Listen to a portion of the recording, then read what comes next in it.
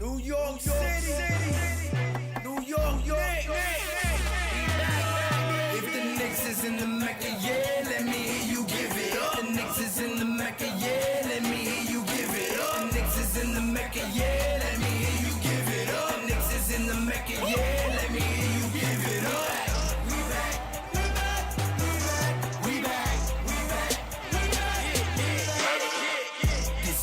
City, home of the Knicks, baby. Yeah, we back on track. The Mecca's going crazy. Rim rocking, shot blocking, boy, we are not stopping. Aiming at that chip with a bullseye on the target. It's been so many years, that's how bad we really want it. From the city to the garden, we all be blue and orange. And everybody starving, hell yeah, hungry for a ring. Got a team full of hungry hoopers all going in. We back.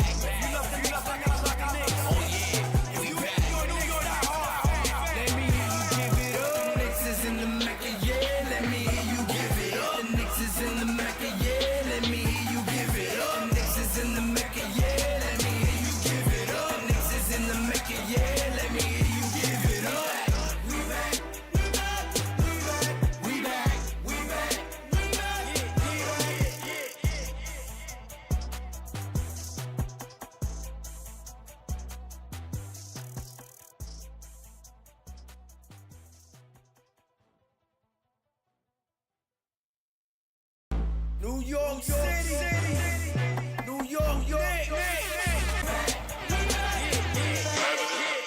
This is New York City, home of the Knicks, baby.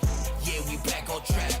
The Mecca's going crazy. Rim rocking, shot blocking, boy, we are not stopping. Aiming at that chip with a bullseye on the target. It's been so many years, that's how bad we really want it. From the city to the garden, we all be blue and orange.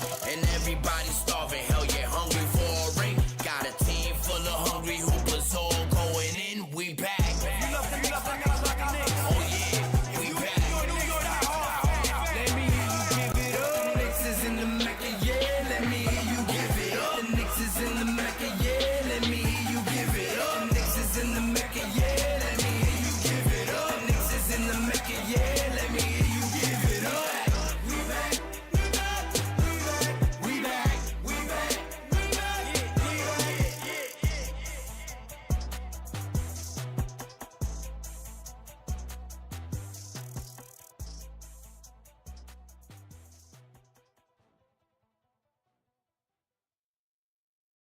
New York City, New York,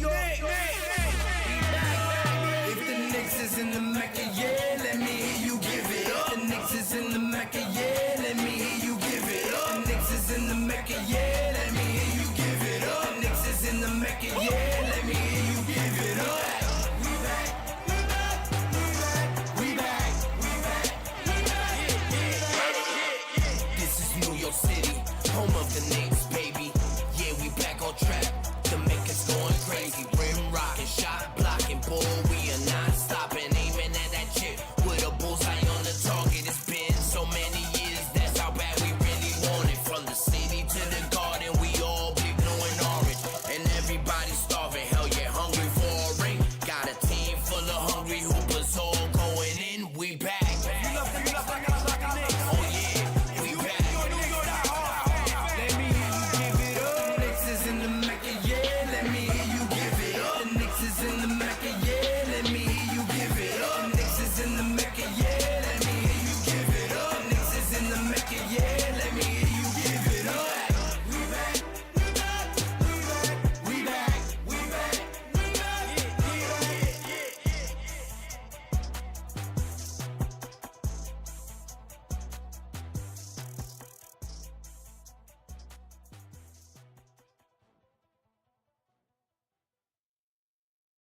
New York City, New York, If the Knicks Forbes and Fields in the building. My God, what's good? And I salute the new Knicks. Let's get it. Shout out to the new Knicks. The new Knicks, salute my guy. The new Knicks, the organic podcast. Sounds like it's about to go down in here. Going down. New York City, NYC, Borough.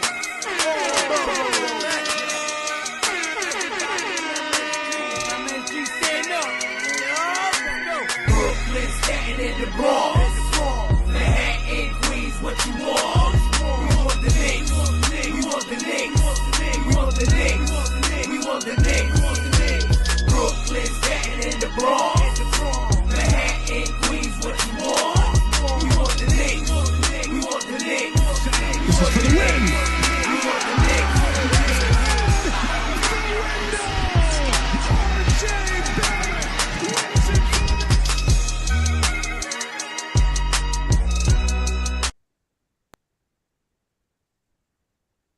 Que lo que mi gente? What's good? What's good? We back at it again. You know who it is, the Organic Fanatics. We was on a little mini vacay, but we'll talk about that in a second. But we back at it. We gave you a little bit of break because you know you get too hyped with us, too excited. You get all paused on that anyway, by the way. But anyway, hey yo, I'm back at it con mi manito, my older brother, Machete Mig. Que lo que? We back in the bodega.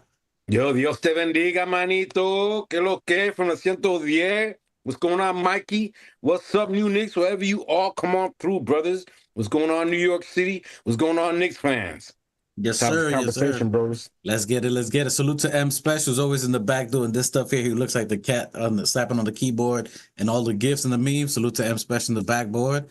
Welcome back, my family. We appreciate y'all joining us. If you're in the replay gang, let us know on that chat, replay gang, live with it. Salute to everybody. We took a little break, a little hiatus. Everybody's on summer break.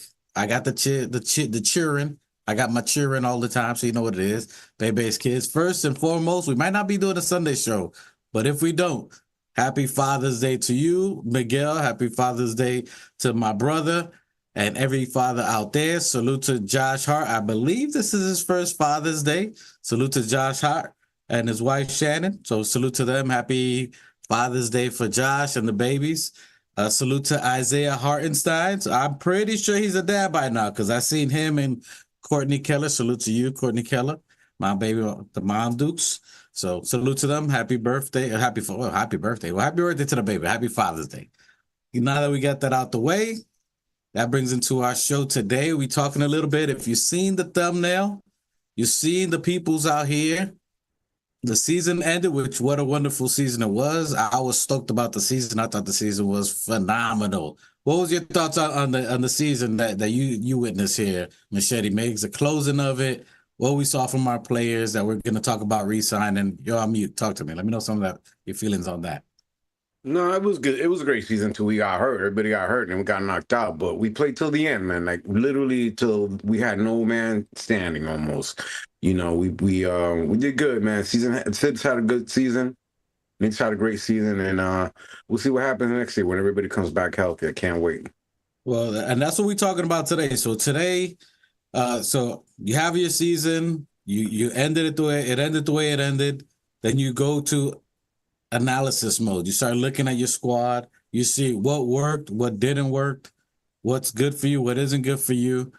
And everyone that you're seeing here on the thumbnail that we put out there, Thibodeau, who's up for a contract, Isaiah Hartenstein, who's up for a contract, Precious Achiuwa up for a contract, OG Anunoby able to get a contract, Bojan, sorry, with the J, Bojan. So all these players, so we first look at our players there. Did they make an impact on our team? Did they impact winning? And are these players that we would want to bring back? And that's the first thing you start analyzing before everybody starts losing their mind, trades, draft picks, and all that. Are these players, did they impact winning on our team? And I'm pretty sure it's safe to say that we can say that each one of these players had impact on winning. Am I right or am I wrong? No, Jeff. All right. So as we're looking at that, that's how you start analyzing. Do we bring these players back? Is there chemistry? Can we build off this? That's what kind of Leon did the first time when we got Nerlens Noel. They try to build off that and keep it going. We build a foundation of winning. Thibodeau is a coach that he's taken us to the promised land, 3 times in 4 years. Each time we've advanced. We had our first 50-win season in quite some time. We've broken a lot of records that match our 2012 team and even some of the 90s teams. You had players that beat records of all-time three-point shooting, i.e. Dante DiVincenzo, 11 threes in a game. So there's a lot of stuff that you can build off in this series, a lot of stuff that you can build off in this game and this team that we have. So that's when you start looking at the breakdown. So all that to say is I think we give Isaiah Hartenstein. I'm not the money man. Would you want to give him $100 million? Absolutely. I'd love to give him 150. Like we spoke before with IQ, I'd love, give IQ 200. But the fact is you just can't do it. So in the chat, I was putting mountain or metropolis. That's the question. Would you, Machete, if we gave you, would you prefer $200 million and live in the mountains and drive 7 hours to civilization? Or would you take 100 mil or half of that and live in a metropolis? I'll take the 200 million. Thank you very much. All right, and you live in the sticks. That's right. And some of that I'd say that is a single man's answer. Men that are married and have children. No, you got kids. You got a wife. You say 200 million, but when you talk to your wife, i.e., Isaiah Hartenstein, talk to his lady, I think they're gonna want to live in the metropolis. Let me ask you something. If you live in a city and you live in the metropolis, how long do you think your 100 million is gonna last? Versus your 200 million in the country. It can last. You got a lot of money. Look, no matter what money you throw out there, let's say whatever the money. Let's say it goes faster. It would. But what quality of life would you have better? You got to think about in total. So the quality of life. The look, country life with the 200 million. But there's nowhere to spend it. There's nowhere to spend it. Nothing to do with it. There's nowhere to spend it. Okay, you're gonna go to Oklahoma. What's in Oklahoma? Ain't nothing but hay bales and truck stops. That's all there is out there.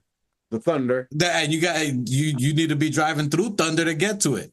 Those tornadoes. There's no way you're gonna say your 100 million in the city is gonna last more than my 200 million in the country, bro. Yeah, there's endorsement. There's much more you can do. Absolutely, I'd have more fun. That's what I'm just saying. I'm saying these guys. Isaiah Harten signs up for contract negotiations. I think he's ready to establish himself. He's done well. He wants to win. He's in a team that loves him. That he's going to be more than likely the starting center. More than likely he's going to be a starting center, which he was in a backup role. Anywhere else that he can go, he's probably not going to start. The OKC thing is possible, but you got Chet Holmgren. I don't know about any of the talk. I love Isaiah Hartenstein to stay here. I wish you the best in whatever journey you do, but I think Isaiah Hartenstein stays. He has his wife, new family. She's a beautiful girl. I think she's a model. I think she'd have more opportunities for her here. Altogether, I think they can enjoy their life. He's got a wonderful mom. Shout out to Teresa. Wonderful family. So I don't know. I like Ihart to stay here. I think that's a selection that we can do. So, Machete, while I know you're walking away, do you think any other team is going to max out Isaiah Hartenstein? Do you think the OKC $100 million is something? I don't know. Do you think there's smoke there? Or? Look, man, I think it's just smoke, bro. I think it's what you said earlier in the season. I think they already paid as Isaiah. I mean, they must already or give him a contract or made him an offer. And, I mean, he may still go on the market to see what he's worth. I wouldn't be surprised. Is his right? I believe we have his bird rights or something like that. We do. But he's even if we have his bird right, usually when a team has a player's bird rights, that player, no matter all the conversation, really doesn't go, because then that would mean the other the team that's looking to offer him something would have to also buy those bird rights. But I don't know. I just don't see him going over to OKC because they got a good backup behind Chet Holmgren. I think it's just a lot of hype that the media is putting out there. I think that what you said earlier about, when he tweeted that earlier, then he deleted the tweet. And his agent probably told him to take it off. But it sounded like, he was thanking New York. He was thanking the Knicks organization. At first I took it as he was thanking the Knicks and New York because he's going into his sixth year in the league. And he had a great year. And he was thanking us. I read it that way. But then, you said something that made me think that, oh, well, maybe we gave him something and he was coming back with a thank you. And they told him to take that off. I think that also, like you said, that we might have taken care of him already, got him out the way to go ahead and take care of OG. Because we got a couple of what's the word I want to use? It was a couple of, we have to close some books, make sure everybody's secure so that we can go forward before the draft. That's what I think. I think that we already took care of Hartenstein. Yeah, I mean, I didn't want to say you brought it up, but yeah, I did. What he's talking about, I saw live that Ihart put out there thanking and excited to come back for the 6th year. Could that have been maybe premature, or maybe they got something that works? Maybe. But all that to say, where I was asking either the mountains or metropolis is, I think overall you're going to get paid, you're going to get money no matter what, but the quality of life matters. You being important to a team matters. I think people, not say people, but players in an organization, they want to feel valued. They want to feel appreciated. And I think they get that with the New York Knicks. They also want to leave a legacy behind. So it's not only it's not only playing basketball, which is your dream, which is fine. You're at that position, and yes, you can make money. You can make money everywhere, but are you an impact? Are you making an impact? What will your legacy be? Players that play for the Knicks, especially these players right now, they see how the fan base is, you know, appreciating them. So we see how we appreciate them. They've done stuff this year that they haven't been able to do in more than a dozen years, or almost more than 2 dozen years. You know, you got to say something? Go ahead. No. I was just trying to look at my phone. Yeah, so I think that takes a role too. So yeah, you can make money, but if he goes OKC, it's going to be the same impact as they have here. Nah, I mean, just one game at the Garden, Isaiah feels that energy. When he plays at the Garden, you can see he's a whole nother person in the Garden. He defends way better. I mean, he's a great all-around defender, but when he's in the Garden, he's getting 2 blocks a game. He's diving on the floor. He gets that energy from the fan base.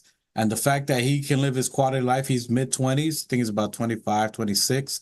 A first real good major contract, whatever it is. I mean, 70 is nothing to sneeze at. If he's in that from 60 to 75, whatever it is, that's a lot of bread that can set apart your family, set his family apart, starting with his young kids, and that he can be something better afterward. Man, I don't know. I think that's pretty good. So I think that plays a role into it. So I'd like for Isaiah to stay home. Obviously, we're a homer. We want him to be out here. So I like the fact that I think he can stay here. So let's say we wrap him up. I'm thinking 70-ish around there, hopefully. We know he's durable. We want him to remain durable on there. What about OG? There's a lot of talk about OG. OG can basically walk, but I don't think we make that trade without knowing that there's something there for him already. I think there's a number he wanted to be with, and we made that trade for. So I think he can definitely come back to us, whatever it's a 150s, 160s. All that to say is what I'm seeing here is I see that we're building the team to come back. This is a time that we build a team to come back. I don't see any point in trading, moving any players. It makes no sense. When we got the team that made this gone this far, had this much success, you know what I mean, and that we've broken many records, it just only makes sense to bring these players back. You know, OG. So do you think Ihart is 60-40, he stays? I mean, I really don't know, man. I'm not a fortune teller or anything like that. I mean, I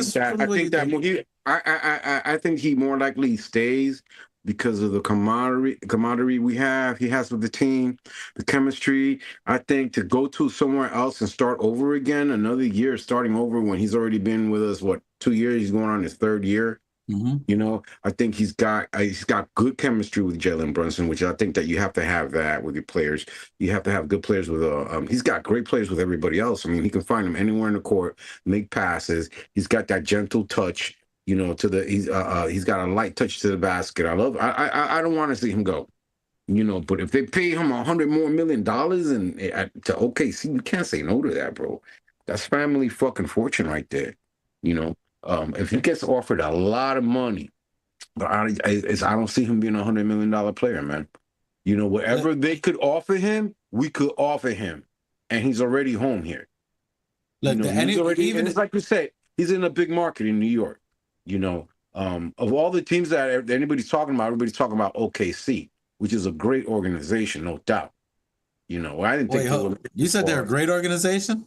Bro, they're a great organization because I didn't think that even with the squad that they had, that they would go make it to the final, the Western Conference Finals like they did with such a young team and such an inexperienced coach. Yeah, but they're all number 1 players, bro. Everybody they got there's been a number 1 draft pick. It's not like they got bottom of the. That tells you what the front office over there is doing. I'm not saying anything bad about anybody else's front office, but that means that they've been terrible for so long that they got number 1 picks for multiple years. That's a sign of a terrible organization. This is a team that just fucking. When was it they went to the finals with KD and Harden and Westbrook? Maybe that was 10, 12 years ago. 10 years ago, man. Then of course they had their moment. They had the little bit of a run, but they're back. They're an expansion team, and they're already going to the fucking finals twice.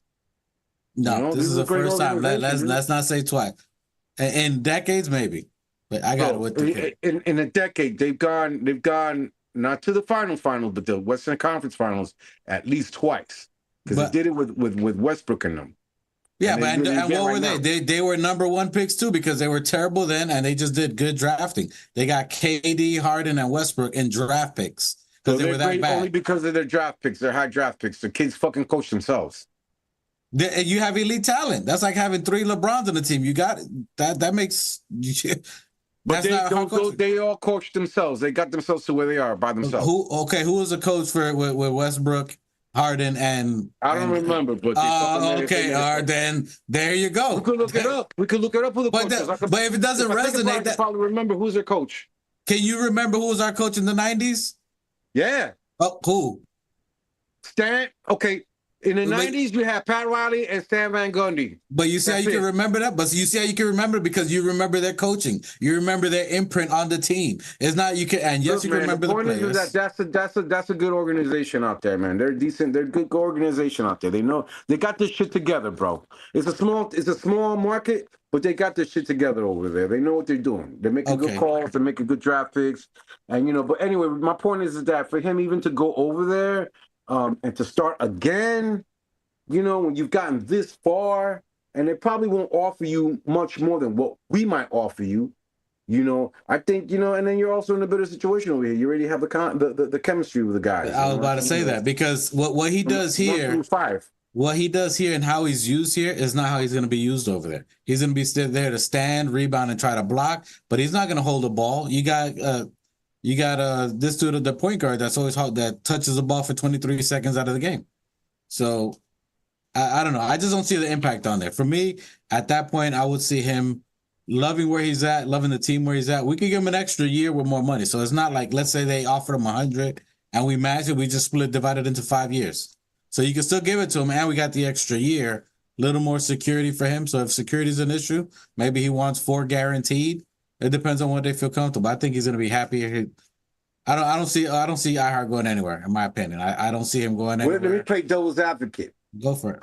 I mean, let's say even if we didn't offer him a contract and we let OKC take him, we still got picks in the draft. We can go after 2 bigs.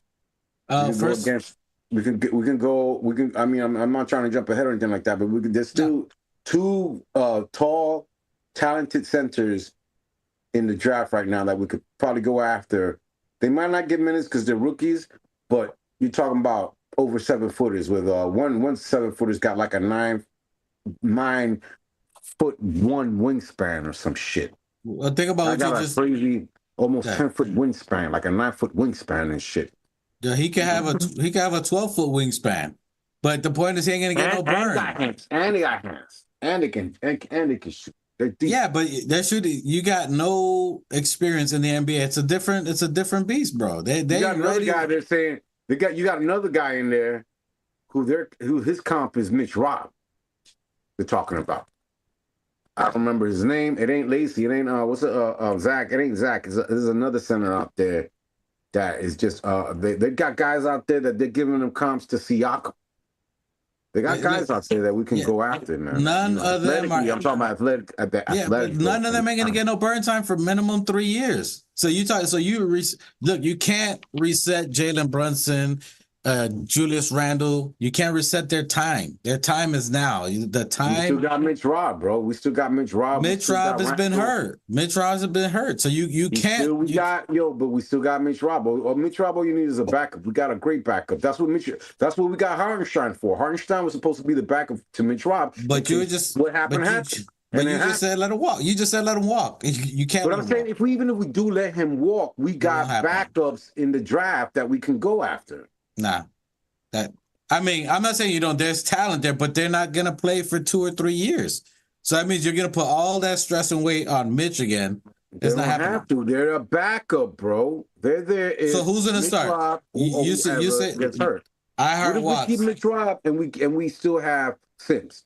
If we still have Sims, I don't know what's gonna happen, bro. But I'm saying that even if we let him walk, Hartenstein, we still can go in the draft after 2 centers that are bigger, taller centers. And you'll never replace the value of Hartenstein. You'll never replace the impact of what he's done in rebound. He was the number 2 behind Mitchell Robinson. It was them 2 leading the NBA, which is 396 other players in the whole NBA, that they were the top 2 top 6 in the rebounding in one season, but both of them. They were both in the top echelon in blocking in the season. Ihart was one of the top 20 in assist ratio, pass ratio. I said, you can't replace those stats. You have to pay for those stats. I don't think it's going to be $100 million, but I think you keep them happy, keep them here in New York. You give them the extra year, extra guarantees, and you keep them. You can't let that walk, because that is what I'm saying. Is winning important, chemistry important? The factors of, did they impact winning? They absolutely did. Better than anyone else that's going to get waived, better than anyone else that you want to trade for, better than anyone else that's $200 million right now, i.e. Cat, Karl Anthony Towns. You know, they've outplayed those players. So you got to play them enough to where you're not going to cap your team unless he wants $100 million and he wants that. Then you do a sign and trade. If that's the case, you're never going to let him walk for nothing. You do a sign and trade. Hopefully that never happens. Hopefully he stays maybe in the 70 mark, 60-ish. I'm thinking between 66, 68, maybe 70 is respectable with an extra year. Make him comfortable since a new dad. That's just my opinion. I'm in the bring back Ihart. I know you are too. We'll talk about the trade. So I think Ihart stays. I'm with Ihart coming back. IPJ, yo, 55. Let's go. We need to see you here. See you and your baby. I'm with Ihart. We need Teresa to stay on our team as a in the fan base. All right. So we went over IP. I think we both agree that we want him to stay. I'm not with the scenarios of whether he leaves or not, because it's too complicated. It doesn't make any sense except for money. I think Ihart likes to win. He said it before. He would have stayed with the Clippers, but they gave it to John Wall. He wants to win. He's impacted here. He could be a starter. Him and Mitch flow together and vibe together easily. To me, I think it's a no-brainer that he comes back, just to me. Now we got OG Anunoby. Machete, the impact on OG Anunoby. When OG came in, it was immediate. He changed the outlook of our team. When he first joined the team, I think we were 18 and 15. I think him and Randall first played that game I was watching earlier against Washington, and we played very well. We played Minnesota with him. He impacted that game in winning. OG Anunoby, do you think it's a no-brainer we bring him back? Bro, that's a no-brainer. Come on, man. That's Okay. a no-brainer. That's a no-brainer. You know, it's like I said, it all depends on, you know, the offers. If they take the offers, if they got bigger offers and they take it, you know. But I think that we try to lock down Hartenstein, and then we go after and lock down OG, because we are gonna bring back our squad, bro. We're gonna bring our squad back. These guys, I don't understand why. Well, they weren't going to let OG have that surgery before he came here while he was in Toronto, because then we probably would not have picked him up, because we don't know. He probably wouldn't have been ready to play for us at the time in January. Okay, so we got him. We went, 14, 15 and 3. We're 25 and 6 with him. 18 and 3. With him healthy. Mm-hmm. How are we not going to bring that guy back with a healthy Mitch Rob, a healthy Julius Randle, and a healthy OG, and then you surround him with Hartenstein, with Ihart, with Josh Hart, Dante DiVincenzo, and mother effing Jalen Brunson, bro? How do you not revamp that squad? Yo, God bless them. Have a beautiful vacation, all of you. Enjoy your time with your family. Get rest. Get the sun. Get some rest. Heal up. Watching the Brothers podcast. The roommates. Jalen Brunson, the roommates, rather. I'm sorry. Podcast. We the brothers. Jalen Brunson's hand. I watch it every time he makes a motion, and I can see that left hand, right hand that he got hurt. You know, and I hope it just gets better, man. Let it heal. Enjoy yourself. You know, do whatever you're doing out there. It's none of my business. God bless you and your family. Just, you know, please get rest, get healthier, and come back so that we can, bring it on. This summer's gonna be a crazy summer, because I think we're playing the NBA is playing the European. Yeah, the European League. Is it this year? Everybody's gonna be paying attention to that. Everybody's gonna be paying attention to that. Yeah, I don't even care about that. I think I do. I care about it. Whatever, man. I don't care about them. You got the geriatric USA team. But anyway, we'll get back to that another time. Everybody there got shingles. Anyway, so I think Cats could get hurt playing out there. You never know. that's what I'm saying. They got shingles. They're gonna go those guys. Anything can happen. Something happens. It's gonna be a major shift in the landscape. You got Embiid playing out there. You got Giannis playing out there. All those guys. I hope everybody got hurt. Well, I'm gonna be paying attention. It's basketball. I'm gonna be. It's competitive basketball, worldwide basketball. They're gonna try to come after us hard, and I hope they do well. But if they get hurt, if Embiid gets hurt, we don't have to worry about Philly. If Giannis gets hurt, or God forbid anything happens, we don't have to worry about Milwaukee Bucks. I see us sitting pretty in second place all year. And in order to get to that, in order to get to second place, and you don't want to, we gotta have our guys back, and I see us doing that. I see us doing that. I see us being healthy. So okay, so you got Ihart. Your Ihart OG no brainers. They come back. Yes or no? Yes. Okay. Regardless of money, we ain't gonna talk money. You think? You can talk money all you want. I just don't see anybody trying to really go after a guy like OG who is injury prone and pay him all that money. They're talking about trying to pay him the max, bro. Listen, his impact on winning is impeccable. You can't deny that. He's our Kawhi Leonard. Not when he's injured. If he's available, so is Kawhi. Maybe. So is Kawhi. Kawhi still got 227. Kawhi's impact on winning is unmeasured. All that to say is, bro, but he's injured all the fucking time, bro. What was Kawhi doing out in LA recently, bro? What has he done all fucking year? But bro? that's where 150, 160, that's still a lot of bread, and that's good. Maybe you put clauses whether he can play or heal, but all that to say we're gonna bring him back. You gotta bring him back. There's no way you don't bring him back. You mean OG 150? Probably 160. I think I can see him in the 160, 164, something like that. Mm-hmm. That's a big number. He's 26 right now too. I think he just recently got me. So he's 26. Could he be at 26? Your prime is maybe another 3-4 years. Get the bag right now. This is probably his biggest bag he's gonna get. He's impacting winning in New York. We love him in New York. Again, legacy players not only want bread, I think they want some kind of legacy. They want to be remembered. There's a lot of players that made a lot of money that aren't remembered in the NBA. Well, OG's that stretch 4 that we keep talking about, though. That everybody looks for. It is the most coveted position. You can't let. We're going to pay him, and we're going to keep him. And he's the top player. So that's a no-brainer. OG, Ihart, whatever it takes, get him. People forget that Leon Rose was probably one of the top agents out there altogether. So I don't think he does any of this without having a finger and knowing what's going on. He knows the culture. Where's my nigga New Knicks, man? Reach out and hit up because he's out here daydreaming. Salute. If you guys see the New Knicks, that nigga working. Boop, boop, boop, boop, boop. Bolo, he's out there working. So salute to the New Knicks. He's out there grinding. Happy Father's Day to him. Hopefully he could join the podcast. But another day, another dollar. All right, so we got these two, which are the main components. Besides Jalen Brunson, Randall, we think Ihart and OG are the next most impactful. And then you got Josh Hart and you got Dante DiVincenzo, who are the other ones that feed off of these other major players, that they're the next ones after that. Now we have to go against, so the conundrum here and the one that's going to tilt the scales, the other ones that are make you wonder right now what's going to happen is Bojan Bogdanovic and Precious Achiuwa. So I think Ihart, OG, you can do what you got to do based off that money. You see what you got left, and then you can kind of maneuver. We got the draft coming up in about 2 weeks, June 26th or June 28th. Forgive me, but for sure it's at the end of this month. And that's going to tell a lot.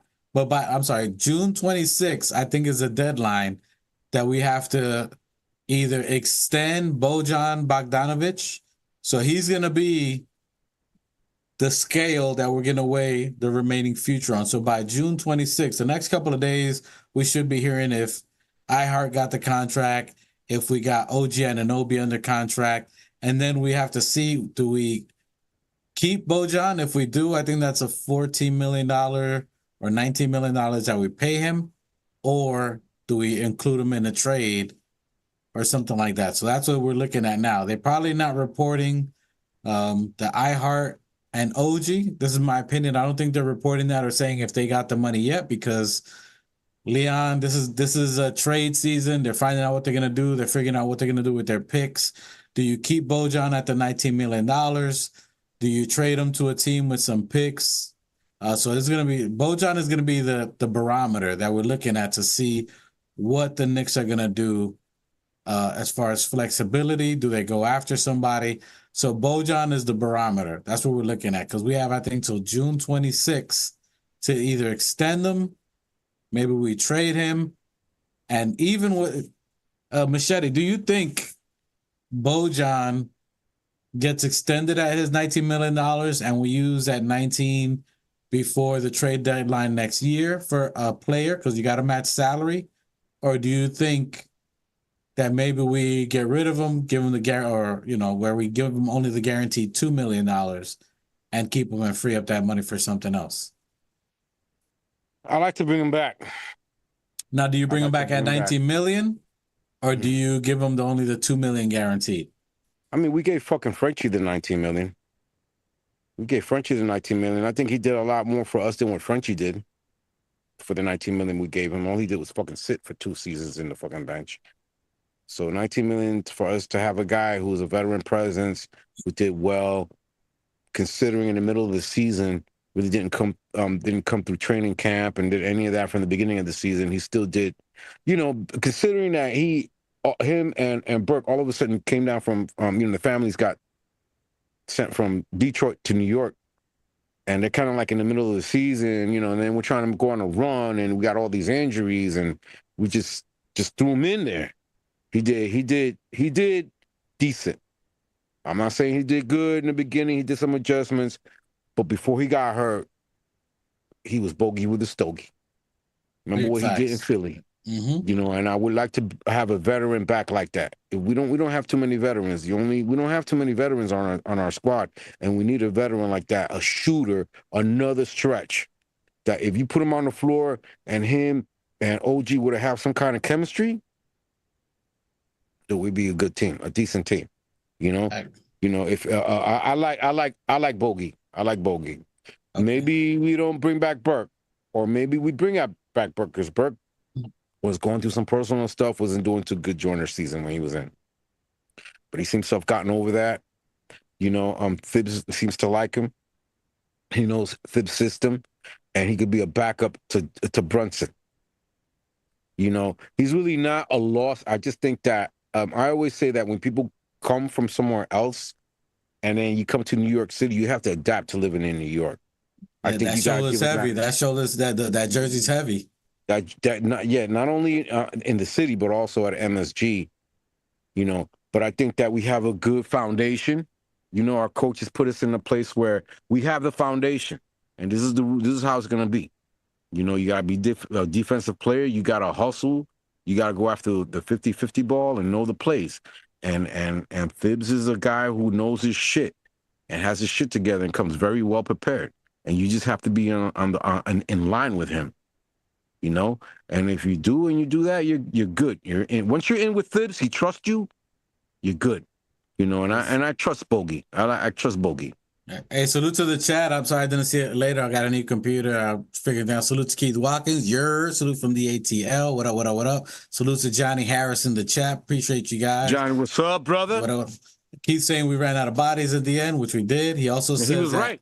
And he's saying give credit to Johnny, man. He may be a Heat fan, but he was telling us the whole time, every day, it was gonna happen, and it happened. So shouts out to Johnny Blaze. Keith Watkins says Leon ain't letting OG walk. No way. And I agree. I think they had that convo ahead of time. The fact that OG's agent is Leon's son, there's no way they didn't have the inside scoop like Amal Rashad. Mm-hmm. They already had a number before they traded for him. So I think they already got that out the way. I think right now is just I think they already got them. I think they got their paper. I think they signed. They just told them to be quiet, don't do anything now because I'm looking some stuff up. Okay? No, go ahead. I just think right now they're figuring out what they're gonna do for the draft, what they're gonna do with OG and Precious. And we're talking about Bojan Bogdanovic. Bojan, I liked him from the pickup, from the initial. If you look before, I liked him. Burks is gonna be gone out of here. That's gonna be $10 million that we free up from Burke. That 10 could be paying. I think that can pay Precious maybe 8 to 9 a year, maybe the 10. Maybe you give Precious 10 a year. So maybe like a 4-year, 42 million, something like that for Precious. I could definitely see that 40, something like that. He's also 26. Let me see. Let me just make sure. No, he's 24. So Precious is 24 years old. He's going to be 24 in September. So he's still young enough to get a bag. If you give him a 4-year deal, 40, 45 million for 4 years, he gets paid. And then in 28, he can kind of go somewhere else. So, and Keith Watkins, that's another team tampering charge. Hey, we'll lose a second rounder for tampering. We got plenty of those. I'm all right letting go of a second if it secures OG. That's nothing. That's light work. In the words of Johnny Harris, that's light. And Tay-Rock. Yeah, I know battle rap. Tay-Rock, that's light. Hey, brother. Talk to me. Two things. First of all, happy birthday, J.R. Barrett. RJ Barrett. Happy birthday, RJ Barrett. Sorry, I'm drinking a little. Happy birthday, brother. Salute. Peace to you and your family. God bless. I was going to say that for him, his birthday's today, and then IQ is 3 days from now. My birthday, me and IQ share the same birthday, so All right. happy birthday to IQ, Happy 3 days from now. All right, those are our guys. And back Mo to Cheeks. Bogey. Yes, you want to talk about Mo Cheeks? No, let's finish up these players first, and then we'll go to Mo Cheeks. Pause. All right, so Bogdan Bogdanovic, I will move quick through this because you want to talk about Mo Cheeks, better Cheeks. No, go ahead. Keep talking about Bogey. I'm reading about Mo. So Bogey, he's got either by the June 26th, we either got to sign it, extend him, keep his 19 mil, or we get him off the books for 2 million. He'll get 2 million. And I don't know if we do that and we waive him. Somehow, no matter what, all that's to say that I think Bogey comes back. How he comes back is a difference. If we keep that $19 million, it's a good possibility. We're trying to keep that available because we want to get someone else because you need Bogey's money to match money. So if we keep the 19 mil past June 26th, then we definitely want to bring him back no matter what. So if we keep the 19 mil, we waive this guy, Burks. We waive Burks. We use that Burks money to pay Precious. We bring Precious back. So I think Precious comes back at about $10 million a year. Maybe a 4-year deal, fourth year team option, pay him something like that, 10, 11 maybe, give or take. But I think we pay Precious about anywhere between 8 and 10. I think that's a fair number for him. He did play well, but he's only averaging lesser numbers. You got Jericho at, I think he was making $3 million a year. So if you give Precious 8 to 10, that's a big amount for him. So I think you use Burks' money to get Precious back. Bojan, if there's someone that they're going to go after, which would probably be next year or by summertime, you see that 19 mil. If that 19 mil is available, we're still trying to keep flexibility to go after somebody, a disgruntled star or something for next year.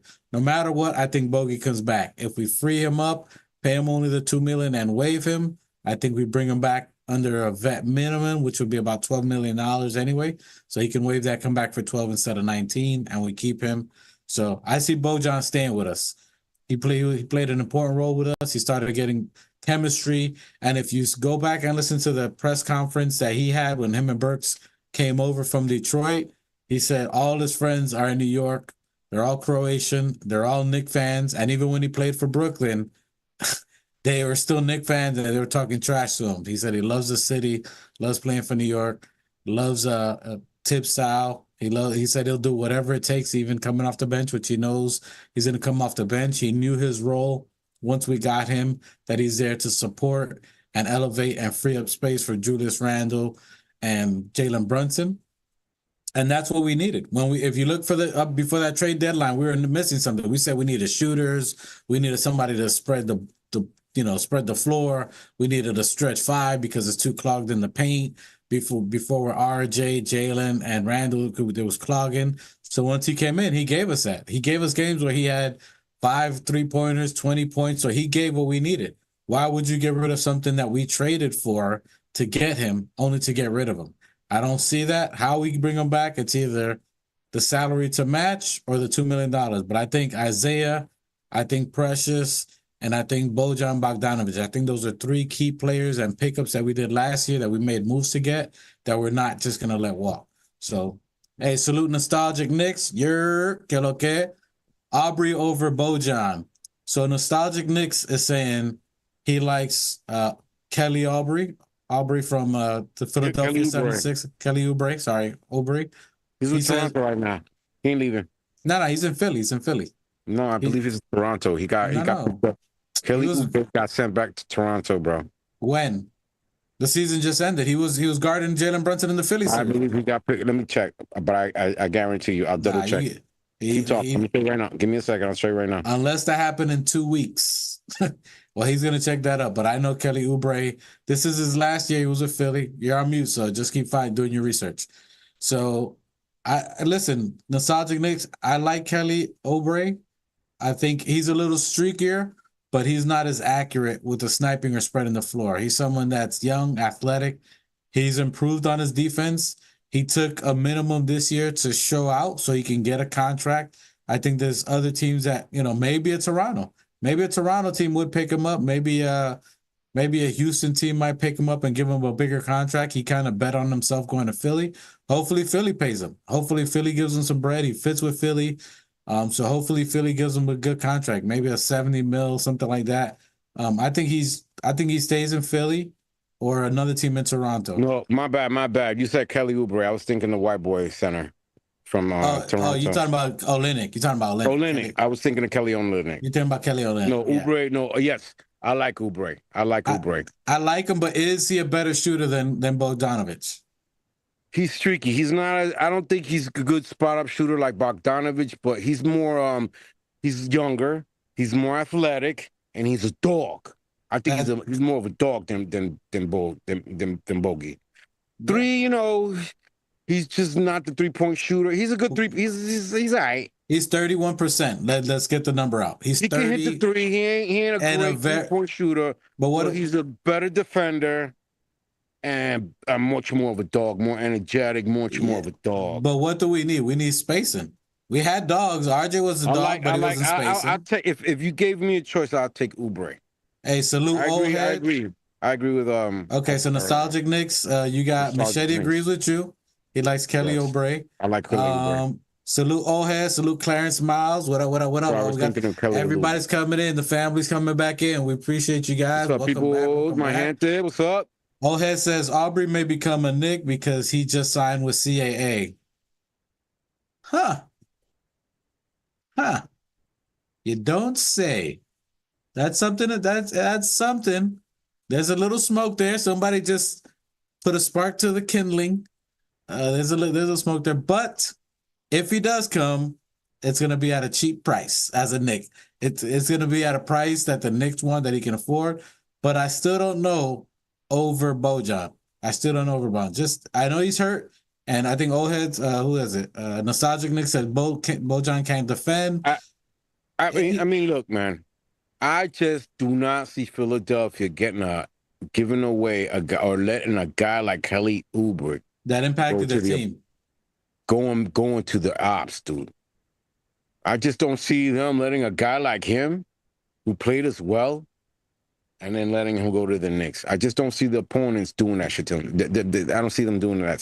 He fit well with them. He served them well. He fit well with them. He fit very well. They played well. His system fit well. Exactly. I just don't Nick Nurse liked him. Yes. I just don't see Nick Nurse giving a guy like that. It would be a stupid move.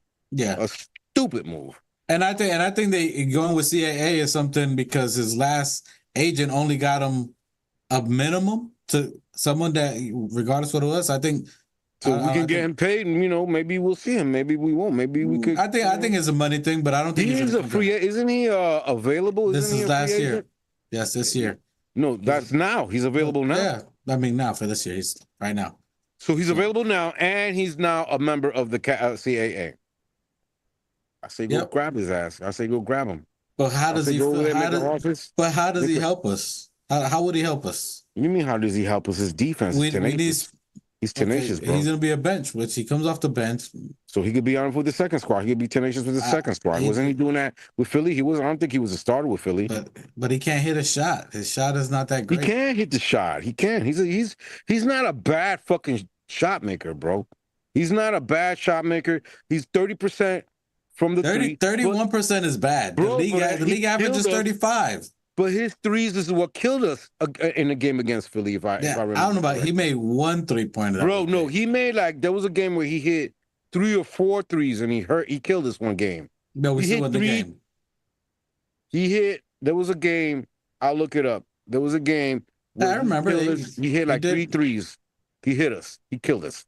He's a killer. He's a Knicks killer. He's always Now you're doing too much. Now you're doing too much. I've known about this guy when Washington Wizards drafted him. We remember, me and Don used to sit there and watch. Yeah, he had the shiny shoes with the. I mean, he's not a Knick killer though.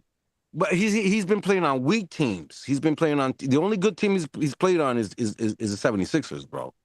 But he played. Washington Wizards drafted him. Charlotte. And then he went to Charlotte. Charlotte was was not even a decent team, bro. He played good with them, no? Terrible team, but he played good with them. And I remember every time he went up against him, because I remember him when the Wizards drafted him, they were better. They were in the playoffs. They knocked us twice out the playoffs, the Wizards. And I remember he was a factor. He was a rookie. And then we sent him to go play with the Hornets, and he was with Hayward over there. And, they were a bad team, but he was another one that just, I don't know what it is against when it comes up to the New York and MSG.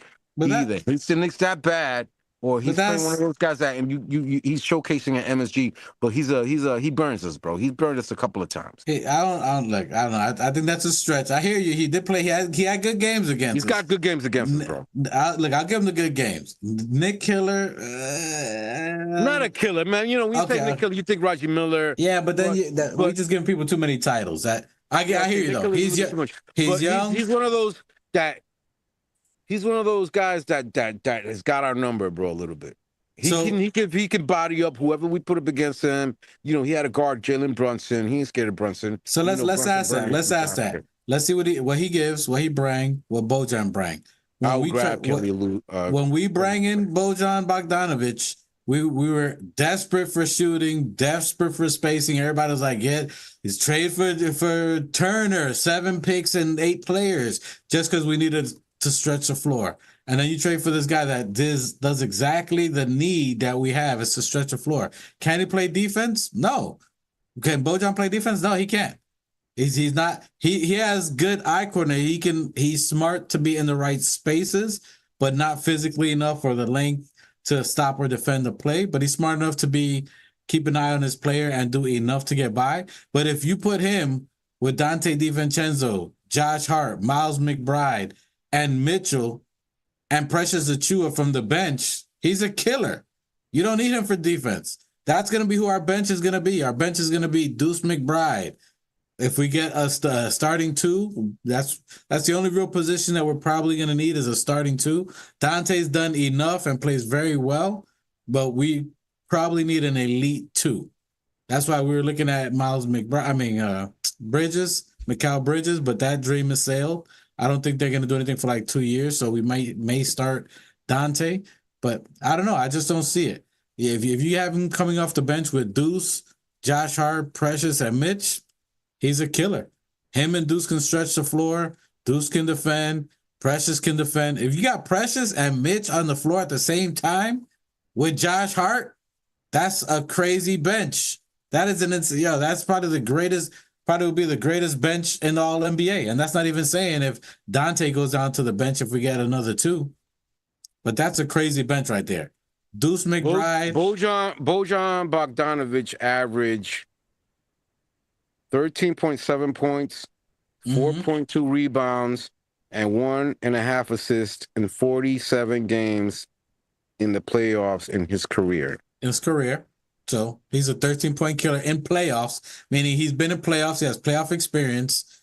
He's a killer in the playoffs. And when he was with the Knicks last year, he averaged 15 points per game, 2.7 rebounds, 1.7 assists, and 45% from the field, and close to 40 from the 3. That is a killer. That's someone that is seasoned, knows where to be. Nothing like a professional out there. You can get him. I would take Bojan over Kelly Oubre in a heartbeat. Over, easy. Now, it's not even a question. I like Kelly Oubre for his young upside swing, but his shooting isn't efficient enough to fit with what we need. He can space the floor. He's young. He's aggressive. He could drive. But guess who else could drive? Josh Hart, Dante, Deuce. All the players that we have can do what Kelly Oubre can do. We need someone who can do opposite of what they can do. We need shooters to stretch the floor. That's why we traded for him and Burke, because we needed people to space the floor for our other people that crowd the lane. You can't add someone else that crowds the lane to a team that's full of people who can crowd the lane. You got to get the opposite. That's why we traded for them, to shoot and spread the floor. And then when Deuce started playing phenomenally and shooting three-pointers, it eliminated Burke, because Deuce is hitting the shots that we bought Burke in for, and he's a better defender. So Deuce's gameplay in the playoffs and late in the season eliminates Burks. That's why you don't bring him back. It eliminated him. He killed him. Yo, he's young, he can shoot, and he's an elite defender. Thank you, Burks, for trying. We're going to take you $10 million. We'll still get you with Rich Paul, and get to another team. Thank you for playing the game, but you're out of here. Deuce eliminated him. Aubrey cannot eliminate Bojan. Bojan's going to come back, whether it's at $2 million, whether we say we're going to give him the guaranteed $2 million, bring him back at the vet minimum for 12, which is basically paying him $14 million instead of 19, and you can still get another player. It makes too much sense. He's going to be a bench player, very expensive bench player, but Bojan just makes more sense. I like Kelly Oubre. I just don't think he fits. We're still looking for a fit. Again, if you missed earlier in the podcast, we're talking about when you're looking at your team, you're re-examining your year. How did you do? Do the players that are up for contract, do they fit your team? Did they help you win? Do they impact winning? And the answer was yes, and then yes for OG. Precious definitely helped winning. When everybody else went down, if Mitch gets hurt again, if Ihart gets hurt, you need a big. We needed a big. Guess who filled the role? Precious Achiuwa. Guess who had double-doubles with 5 blocks in a game? Precious Achiuwa. When we needed shooting and spacing and scoring, who stepped up? Bojan Bogdanovic. In the playoffs, who scored 20 points? Bojan Bogdanovic. Who hit 5 3-pointers? Bojan Bogdanovic. These players impacted winning, and they fit on the team. So that's how you got to look at it. We could like other people. We could like Kelly Oubre. What do you pay him? What is he going to impact? What is he going to bring? Yes, he could be a tenacious defender, but he's going to be coming off the bench. I don't know. I just don't see that. That's what you got to start looking at.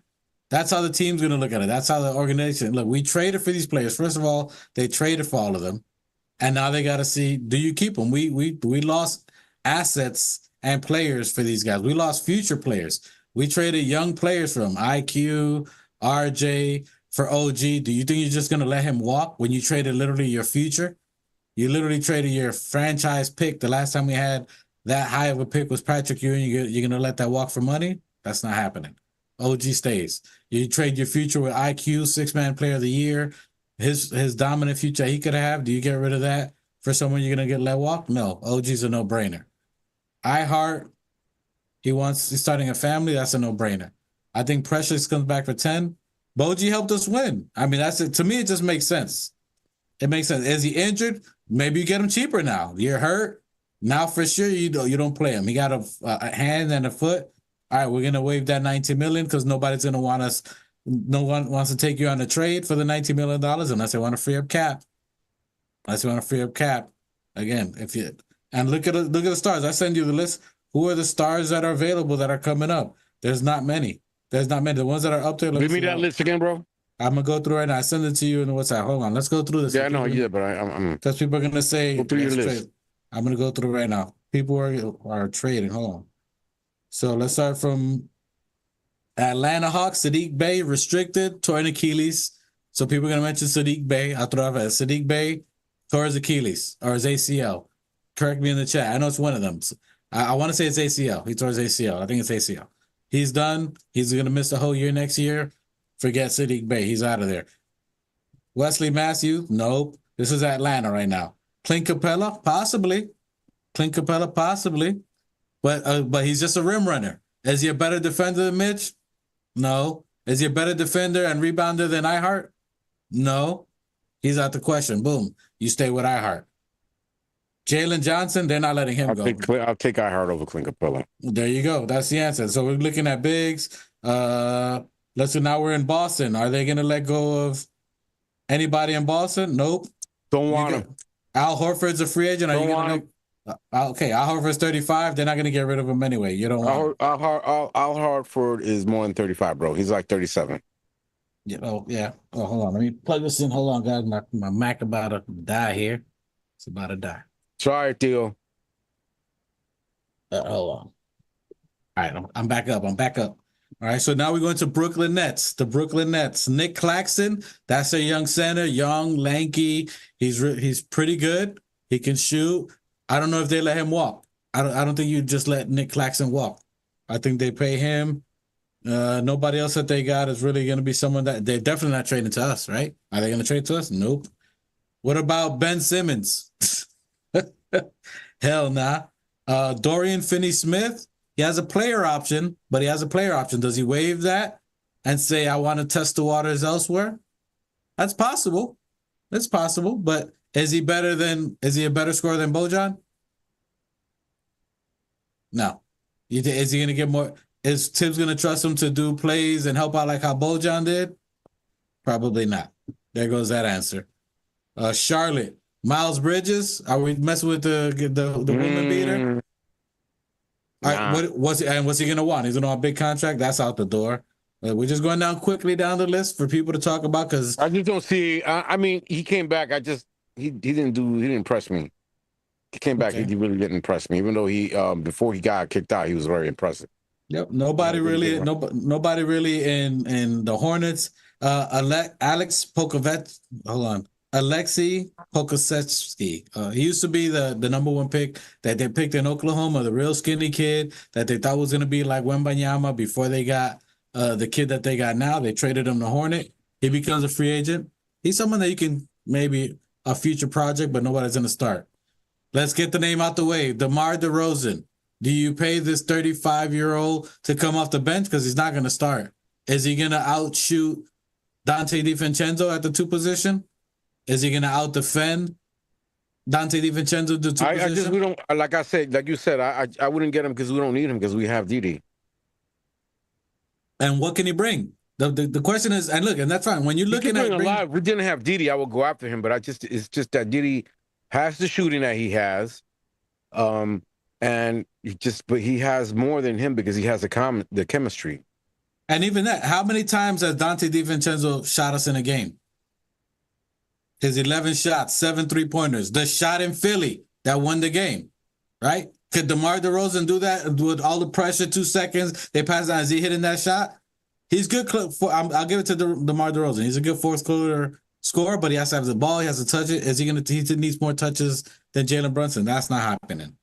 There's Patrick Williams, the only possible person, but he's a restricted free agent that we could try to go after or trade or give trades and picks for. Possible, but no one that's going to get it. And the one that Raw always says to get off the bench, maybe Alex Caruso.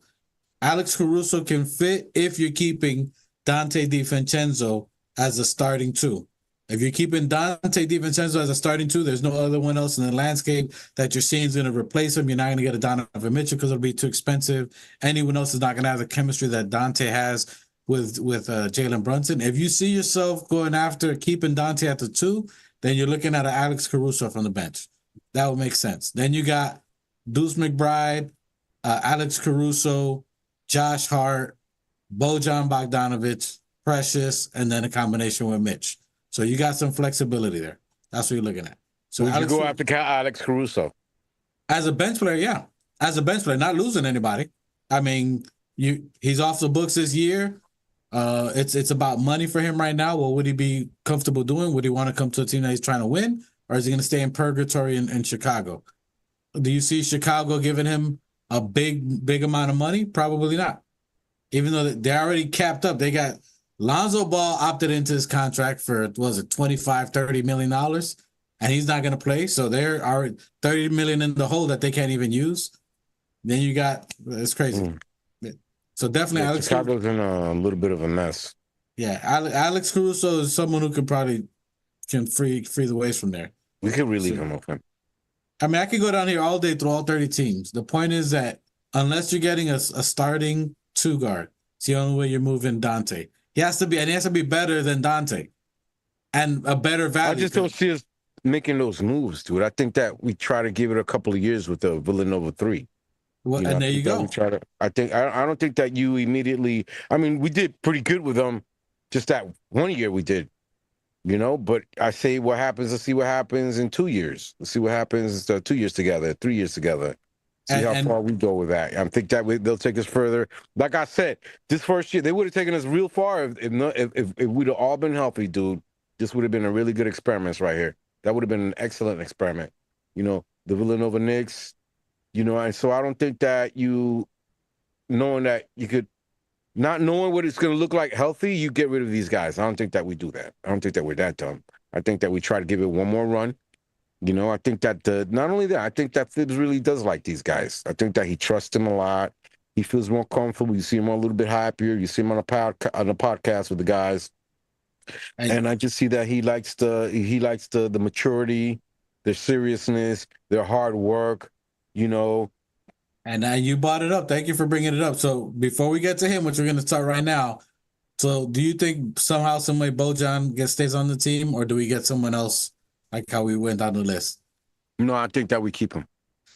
Precious Achua, he's a possible. Do you think we keep him, considering how he Unless impacted some our team? teams come in and take these guys from us, I say I see us keeping every single one of these guys. I agree.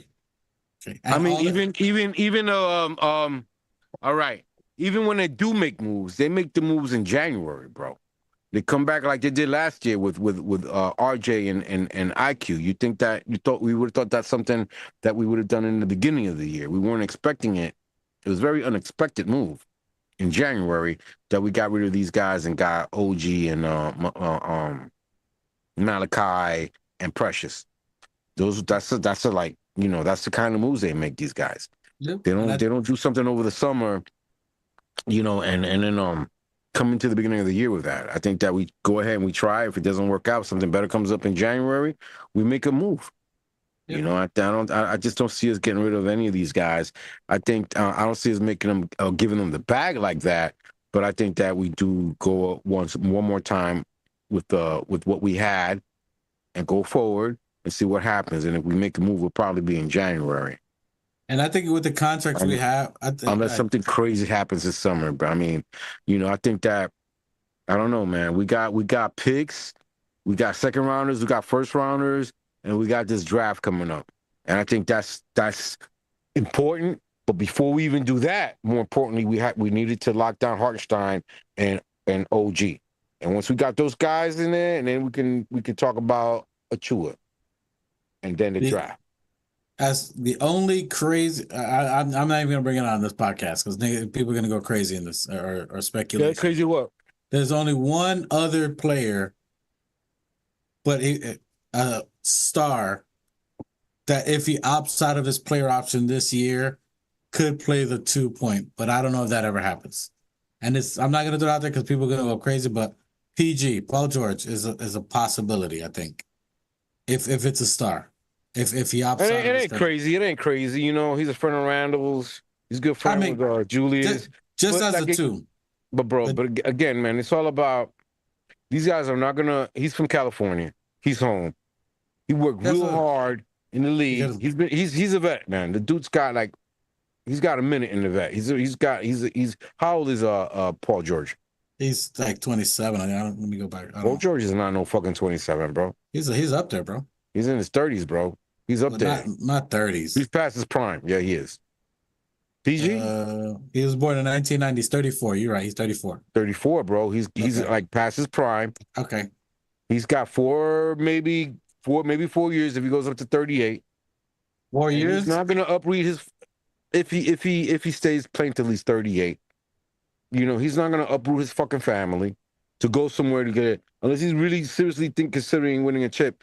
And if he can't do it in the Clippers with Kawhi, Hartenstein, Harden, and the crew that they got the super crew right now. Yeah, I agree. And if they can't do it in California, you know, why the fuck would he pick up and go to Philly and go to New York? Yeah. California, bro, to come to the coast, to come to the East Coast. He's a West Coast head. He ain't going nowhere, bro. All right. So we running it back. So you're saying we're running it back. Yeah. And with the roommates show, I think it was a great show that the roommates did. Josh Hart, Jalen Brunson, salute to them. They're doing a great content. I love the fact that they got Tibbs on there. And you get to see, it was a great podcast, and I think they brought him in there to see Tibbs on the light that people don't really see him. You see Thibodeau, he loves his players. He's very knowledgeable. They respect him. You gave a good insight of how he is, and that the players really like playing for him, that he gets them ready, gets them prepared. You can see the camaraderie, as you say, or camaraderie of them to get. I don't know why I always get that word wrong. It's all good. It's funny. They work together. You know, they vibe together. Now, that being said, as we're talking about contracts, re-extending, bringing back players, do you think it's an obvious thing that we bring back Thibodeau, or is that Mo Cheeks thing to start drama that he's going to be in place of Thibodeau if something happens? No. There ain't no way Mo Cheeks is taking up his job.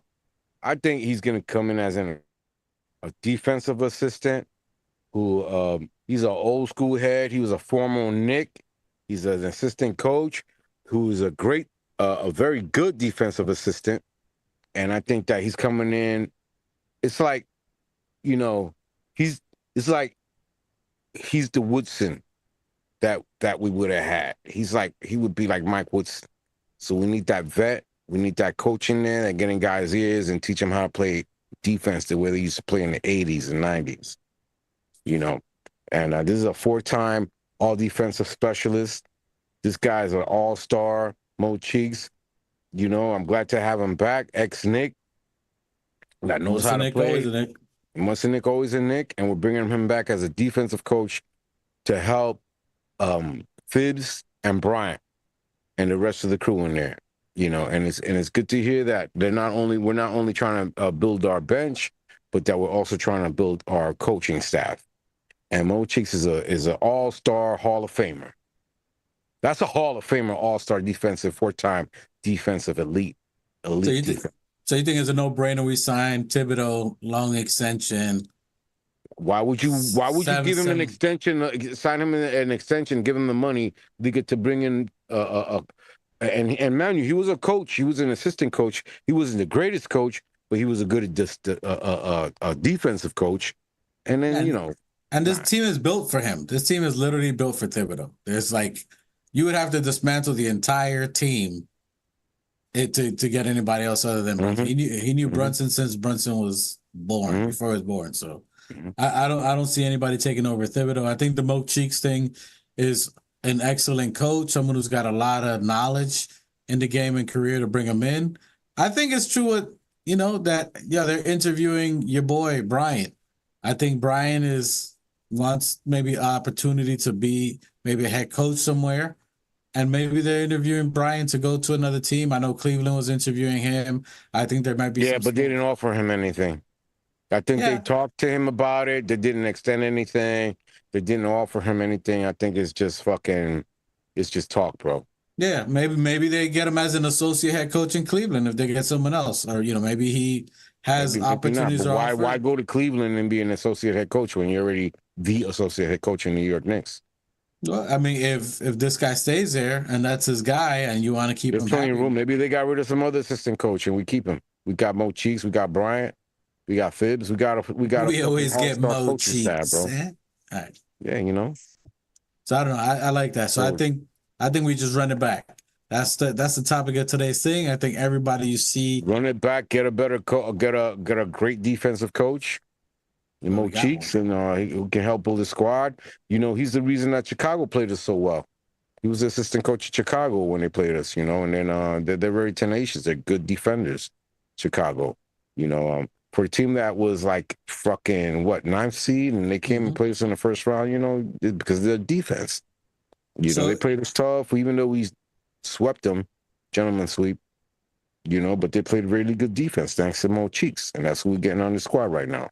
So let's say what we say happens. We get everybody that supposed to be getting bring everybody back. We draft some defensive players. Probably draft the best defensive players out of the college right now that are available. And let fucking Mo Cheeks train them, and we go with our flow, and we make ourselves deeper. So this is a question, and because you sign everybody, which I think Leon can get it to where either we're just under the first apron by maybe a couple million, 3-4 million. They can do it. The number under the first apron. Now, if that happens, which I believe that's the direction we'll go in, whether We got Brock. whether the contract works where we're just under the apron. If you sign these first round picks, the picks that we got, you're paying about 2 to 4 million each. That takes you over the apron, the first apron, and you're paying tax on that. I don't see us doing that. I see us using those and either leveraging to trade down or for future picks and give that to another team if we sign everybody. Because if, let's say you get that number one at the 28th pick that we get, you got to pay them 2 to 4 million. That's going to take us over the cap and taxes, which I don't think we do. But you're right. We can go out and get these players that teams who don't have the draft picks that we do, who are probably looking for players that they need. We probably scoop them up and make trades with them later on. Yep, future picks. We have cards that we can deal later on. We pick them up, future picks for teams that may need them, and you got a player that we may need that may fit us better. Here's a fucking draft pick. Like, can we get him and whatnot? You know what I mean? I think that's what the Knicks are gonna do. I think the Knicks are gonna go out there. I mean, I don't know. I don't feel like when we had what's his name fuck, I can't remember his name. I really liked him. The light-skinned brother and the general manager under Wills. You know what I'm talking about? The light-skinned Redbone. You talking about Scarborough in Boston? Okay, Scott Perry. Mm-hmm. When we had Scott Perry was a great scout, bro. He went out and got his Deuce. He went out and got his Mitch. There are a couple of good players that he went out there. Remember, Alonzo Tier. These were all because of Scott Perry. Yeah. So I don't know if we're gonna have. I don't know if we have as good a scout as like we did when we had Scott Perry. I think we got better. I don't know. I don't know. We'll see because the guys that we got when Scott Perry's tenure was here, we got like I said, McBride. We got Deuce. We got but McBride wasn't on. That was Leon's draft. Him, Grimes. Yeah, but I think it was also Scott Perry. I think that the scouting was done by Scott Perry. I think that Scott Perry was a scout. Now the people they brought in, they did bring in. I forgot the kid's name. Dunn, the young kid that's a defender, not that great. He looks very promising. Probably one of the best defenders out there. I think he would fit our team real well for the draft. I don't think he goes that high though. So I don't think he's going to be in the 28th, or I think there's going to be other players ahead of him. So I think we can use that and trade down. If we can get him in the 30 range or the late, 35, 40 range, I think that's something that we can do. Probably the late 30s. I think that's considered second round, around 32, 34, something like that. We can get him in that range. I think that's something that we can get him at that point. He's someone I think we could draft. But I think they worked out, the first couple of people that they worked out were people that I think that they're interested in. But depending on where they go in the draft, whether we either trade down or, trade out of the draft. I don't see us really using those picks. I don't really see us using, for sure, 2 of them. Maybe the last one in the bottom half, I think we use those to trade down and then get more draft picks for someone who, for future star.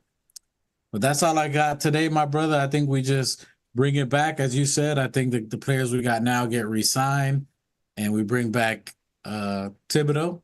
So that's my inkling on there. I think we concurred. I think you think the same thing. You don't think that's going to be no major splashes out there, trades or stars or the Embiids or none of that out there. So I think it's pretty interesting, but I think we bring everybody back, stay under the cap, and I think we trade out of the draft. So we'll keep an eye out June 26th. So after June 25 is when we're going to be looking at something happen. Keep your eye on Bojan. Bojan is the barometer.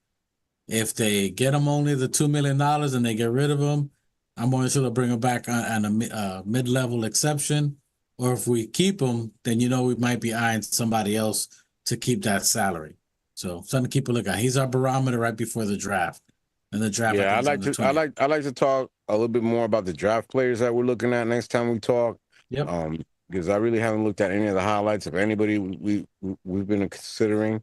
It's a little bit early, but I'll be looking and paying attention to these guys, looking up some highlight footages, watching some games.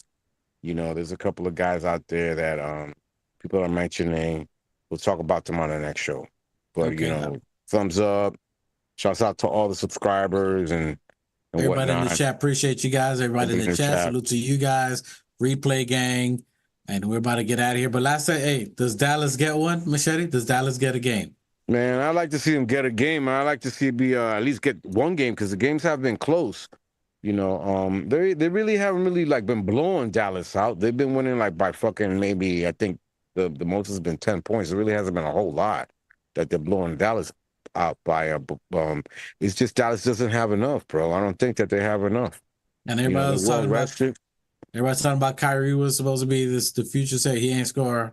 Man, you know, he hasn't been showing up. Luka's been playing like fucking like Luka, you know, and that's the thing about these playoffs. They show you who these guys are really when they come to play. And you know, Luka's been a whiny little bitch lately, man. He fucking threw the game by throwing themselves down like that. You know, he's not helping the squad. He's not helping the squad. And they're really not deep enough, I don't think. You just see that they just don't have the players to beat them.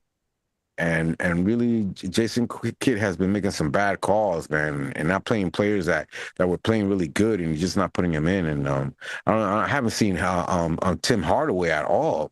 You know, there's a couple of guys in there that he should have been playing that were just taking it to us, and I just haven't been playing. He just hasn't been playing them, and I think he's just getting our coach, Jason Kidd. No, that's something the case. But I got a sweep. It's a sweep. Get it, get the sweep. Get the fucking NBA over with. Whatever. Fucking give it to the Boston Celtics. But forget all of them. Let's go Knicks. That's why I ain't been watching. Forget that. I don't care about them. That's why I ain't New been York watching. Knickerbockers. Let's go to our Knicks. Appreciate you guys in chat. Take us out of here, Special. Wins, victory, baby. Wins in the victory. Wins in the victory. Take us out of here, Special. Love you, man. One. Love you, manito.